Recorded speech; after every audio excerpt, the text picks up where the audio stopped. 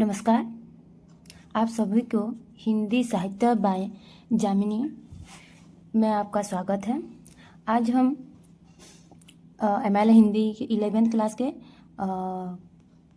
जो मीरा पद है, काव्य जो मीराबाई का है, उसका प्रश्न उत्तर करेंगे। अगर आप लोग चाहेंगे तो मैं उसकी व्याख्या भी लेकर आऊँगी, मेरे पास है, पर आज हम उसकी प्रश्न उत्तर पढ़ेंगे। तो चलो स्टार्ट करते हैं। मीराबाई के पद जो विस्तृत प्रश्नोत्तर है, जो दीर्घार्थमूलक, उसका क्वेश्चन 30 से 42 तक है। तो हम पहला क्वेश्चन देखते हैं। मीराबाई नंदलाल से क्या अनुरोध करती हैं? उत्तर, कृष्ण की अनन्य भक्ति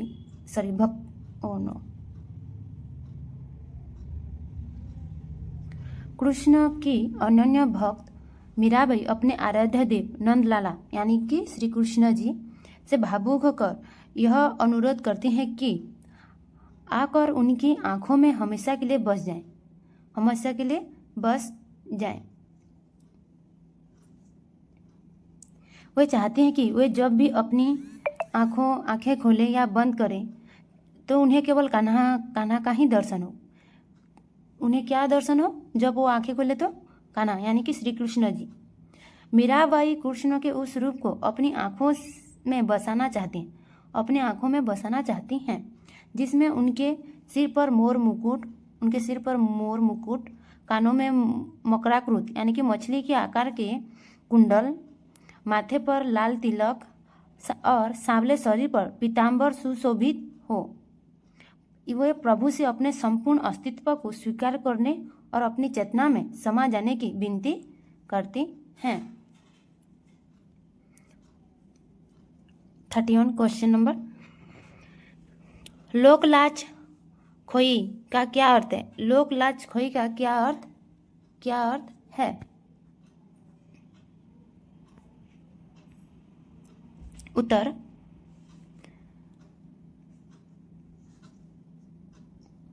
लोकलाज खोई का गहरा अर्थ है समाज द्वारा बनाए गए पारंपरिक बंधनों, मान मर्यादाओं और लोक निंदा के डर को पूरी तरह से त्याग देने से है।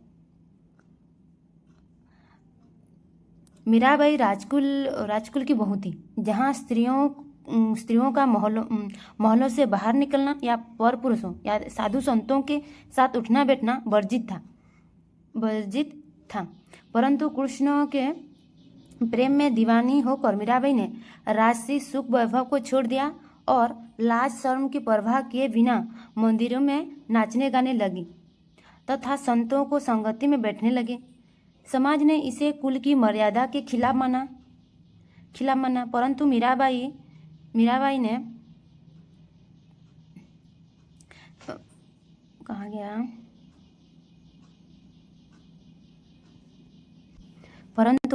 ने मीराबाई के लिए ईश्वर भक्ति के सामने इस सांसारिक और झूठी लोक लज्जा का कोई मूल्य नहीं था।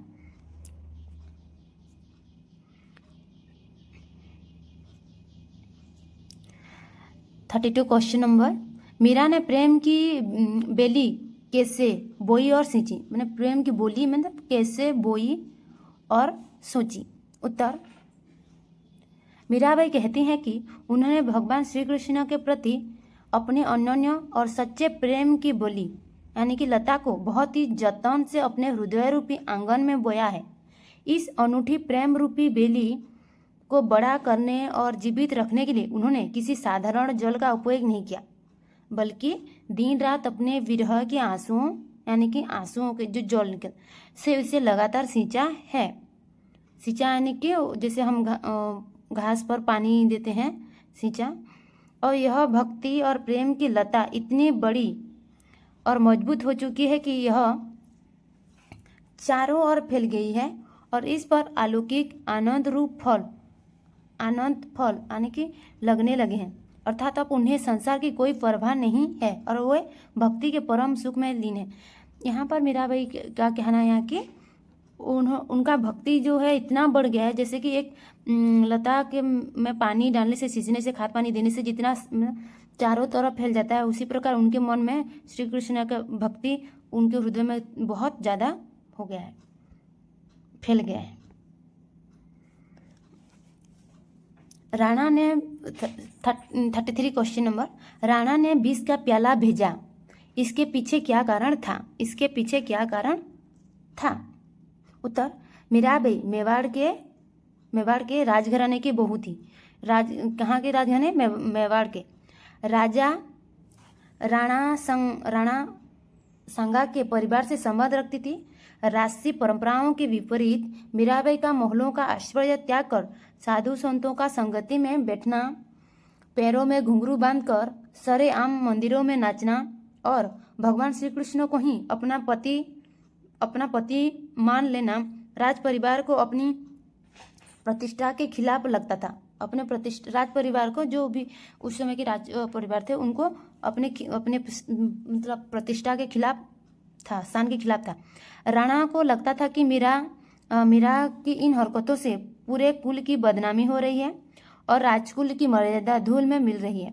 इससे सामाजिक मर्यादा की रक्षा करने और मीराबाई के रास्ते से हटाने, यानी कि मारने के उद्देश्य से राणा ने उनके पास जहर, विष का प्याला भेजा था। 34 क्वेश्चन नंबर, मीराबाई पैर में घुंघरू बांधकर क्यों नाचती हैं? पैर में घुंघरू बांधकर क्यों नाचती हैं? क्यों नाचती हैं? उत्तर, मीराबाई के पैरों में घुंघरू बांधकर नाचने का मुख्य कारण यह है कि भगवान श्री कृष्ण के प्रेम और भक्ति के रंग में पूरी तरह से सरोबार हो चुके हैं। उनके प्रेम में, मैंने श्री कृष्ण जी के प्रेम में वो पूरी तरह से अपने हृदय को समर्पण कर चुके हैं। उनका नृत्य किसी मनोरंजन के लिए नहीं, बल्कि अपने आराध्य प्रभु के प्रति पूर्ण आत्मसमर्पण, परमानंद और निश्चल भक्ति को प्रकट करने का माध्यम है। उनका जो प्रेम है वो किसी मनोरंजन के लिए नहीं है, अपने प्रभु श्री कृष्ण को पूरी स्वच्छ मन से समर्पण करने का माध्यम है। जो घुंघरू बांधकर जो नाचती हैं, जब वो नाचती हैं तो वे अपनी सूद बूद और इस नश्वर संसार को पूरी तरह भूल जाती हैं।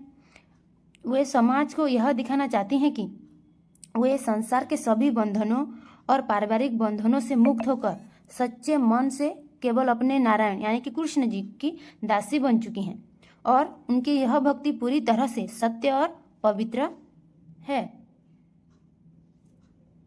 35 क्वेश्चन नंबर, गोविंद मोल लिया का तात्पर्य क्या है? गोविंद मोल लिया का तात्पर्य क्या है? उत्तर, गोविंद को मोल लिया का तात्पर्य यह है कि मीराबाई ने भगवान श्री कृष्ण की भक्ति को कोई छिपी हुई या चोरी की वस्तु नहीं बनाया है, बल्कि अपना सब कुछ दांव पर लगाकर उन्हें खरीदा है। उन्होंने सांसारिक सुख, लोकलाज और राशि वैभव को त्याग करके बदले में कृष्ण का प्रेम प्राप्त किया है। उन्होंने अपने सर्वस्व सुख शांति को त्याग कर ही अपने कृष्ण के प्रेम को प्राप्त किया है। उन्होंने कृष्ण को अपने हृदय की तराजू पर पूरी तरह परख कर अपनाया है। तराजू यानी कि माप तोल, जो उनके हृदय को उन्होंने पूरी तरह से मापा जोखा है, माप जोड़ कर ही अपनाया है। वे समाज को डंके की चोट पर, यानी कि ढोल बजाकर बताना चाहते हैं कि उनका यह सौदा पूरी तरह सोच समझकर और होश और आवास में किया गया है, जिसके लिए उन्होंने अपना सर्वस्व न्यौछावर कर दिया है। यहाँ पर मीरा जी ने ये कहते कि मैं किसी की कोई दबाव या किसी की कहने से नहीं, मैं अपने सोच से, अपने समझ से ही, अपने जैसे हम तराजू में नापते हैं सब्जी, वैसे सब हिसाब किताब लगाकर ही अपने सर्वस्व न्यौछावर कर दिया है कृष्ण के प्रति अपने प्रेम को।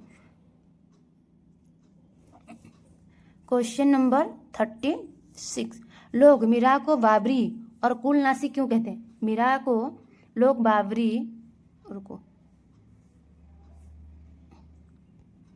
मीरा को बाबरी और कुलनासी क्यों कहते हैं? उत्तर, समाज के लोग मीराबाई को बाबरी यानी कि पागल इसलिए कहते हैं क्योंकि वो एक राजघराने की रानी होने के बावजूद सामान्य लोगों और साधुओं के साथ जमीन पर बैठकर भजन गाती थी। इतने बड़े घर के बहू होकर भी साधुओं के साथ जमीन पर बैठकर वो भजन गाती थी और कृष्ण के विरह में दीवानों की तरह रोती थी।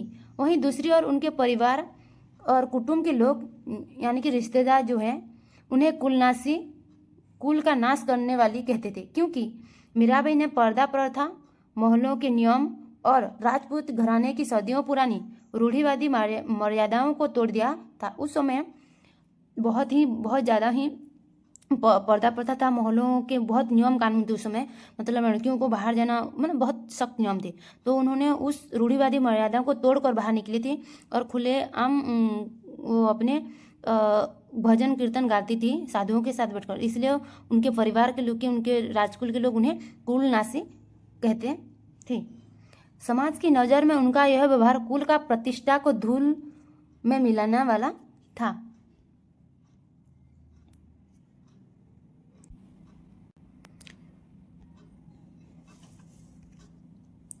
मीराबाई 37 क्वेश्चन नंबर, मीराबाई ने 20 के प्याले का क्या किया और उसका क्या परिणाम हुआ? उत्तर, जब राणा ने मीराबाई को मारने के लिए 20 यानी कि जहर से भरा प्याला भेजा तो मीराबाई ने उसे बिना किसी डर या संकोच के स्वीकार कर लिया। उन्होंने उस विष को अपने आराध्य भगवान कृष्ण का चरणामृत प्रसाद माना, यानी कि उस विष को उन्होंने कृष्ण जी की प्रसाद मानकर और प्रभु के नाम लेते हुए उसे हंसते हंसते पी गई। मीरा को अन्योन्य भक्ति और निष्कपट विश्वास के कारण भगवान ने उस हलाहल विष को भी अमृत में बदल दिया। जहर पीने के बाद भी मीराबाई का बाल विवाह का नहीं हुआ और वो पूरी तरह सुरक्षित रहीं, जिससे भक्ति की अलौकिक शक्ति सिद्ध हुई। क्वेश्चन नंबर 38, मीरा के अनुसार उनके प्रभु गिरिधर नागर कैसे हैं?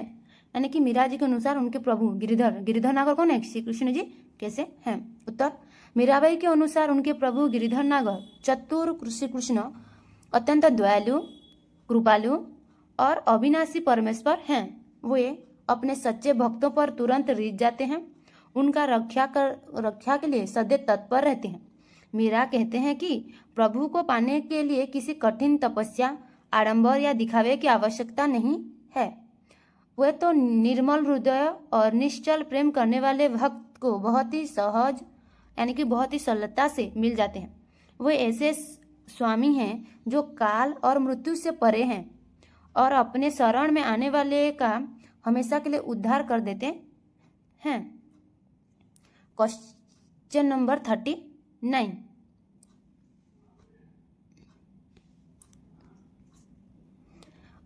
अधरामृत मुरली राजती पंक्ति का सौंदर्य स्पष्ट कीजिए। अधरामृत मुरली राजती।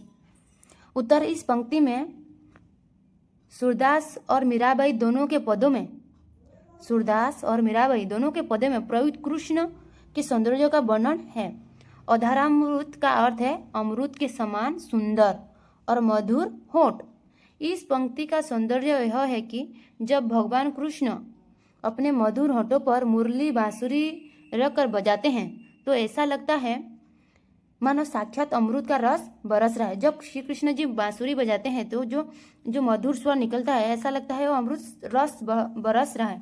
उनके होठों की लालिमा और उस पर रखी श्याम रंग की मुरली का संयोजन अत्यंत आकर्षक और दिव्य प्रतीत होता है।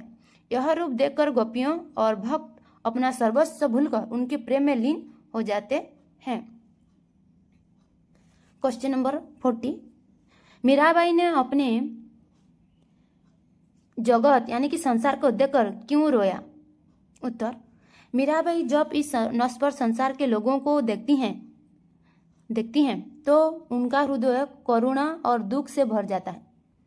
वे देखती हैं कि संसार के लोग क्षणभंगुर भौतिक सुखों यानी कि जो छोटे मतलब जो क्षणिक के लिए जो सुख है भौतिक सुख है, धन दौलत, काम क्रोध और झूठे पारिवारिक रिश्तों का माया में फंसे हुए हैं। लोग ईश्वर के शाश्वत भक्ति को भूलकर उस माया के पीछे भाग रहे हैं जो मृत्यु के बाद यहीं छूट जाएगी।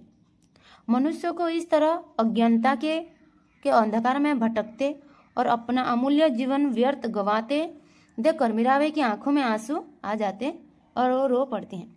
उनका कहना है कि इस संसार में जो भी भौतिक सुख हो, धन दौलत है, और छोटे छोटे जो मैंने रिश्तों की जो माया में फंसे हुए हैं, उनको शाश्वत भक्ति भूलकर, मैंने कि ईश्वर की भक्ति को भूलकर उस माया के पीछे भाग रहे हैं, तो उनको और मृत्यु के बाद यही तो छूट जाएगा जब हम मर जाएंगे। तो इस अज्ञानता को देखकर वो देखकर रो पड़ते के आंखों में आंसू आ जाता। 41 क्वेश्चन नंबर 41, पूर्व जन्म की कोल से मीरा का क्या आशय है? उत्तर, पूर्व जन्म की कोल में कोल शब्द का अर्थ है प्रतिज्ञा, वचन या वादा है। इससे मीराबाई का आशय है कि उनका और भगवान श्री कृष्ण का संबंध केवल इसी जन्म का नहीं है बल्कि जन्म जन्मांतर का है। वे प्रभु को याद दिलाती हैं कि पिछले जन्म में उन्होंने मीरा को दर्शन देने और अपना बनाने का जो वादा यानी कि जो वचन किया था उसे पूरा करने का समय अब आ गया है। वो अपने इसी अधिकार और पूर्व जन्म के प्रेम के बल पर कृष्ण के साक्षात दर्शन देने की व्याकुल पुकार लगाते हैं। क्वेश्चन नंबर 42, मीराबाई की भक्ति भावना की मुख्य विशेषताएं क्या है? जो मीराबाई की जो भक्ति भावना है उनकी प्रमुख विशेषताएं यानी कि मुख्य विशेषता क्या क्या है? उत्तर, मीराबाई की भक्ति मुख्य रूप से माधुर्य भाव, कांत भाव, पति रूप में ईश्वर को मानना है। उनकी भक्ति में अनन्य समर्पण, विरह की तीव्र व्याकुलता, निश्चलता, सामाजिक बंधनों के प्रति पूर्ण विद्रोह दिखाई देता है। वे कृष्ण को ही अपना सर्वस्व, रक्षक और स्वामी मानते हैं। उनके पदों में किताबी ज्ञान या धार्मिक कर्म कांडों के स्थान पर हृदय की सच्ची पुकार, आत्मसमर्पण और प्रेम की पराकाष्ठा देखने को मिलती है, जहां भक्त और भगवान के बीच कोई पर्दा नहीं रह जाता। Thank you so much. अगले वीडियो में हम फिर मिलेंगे।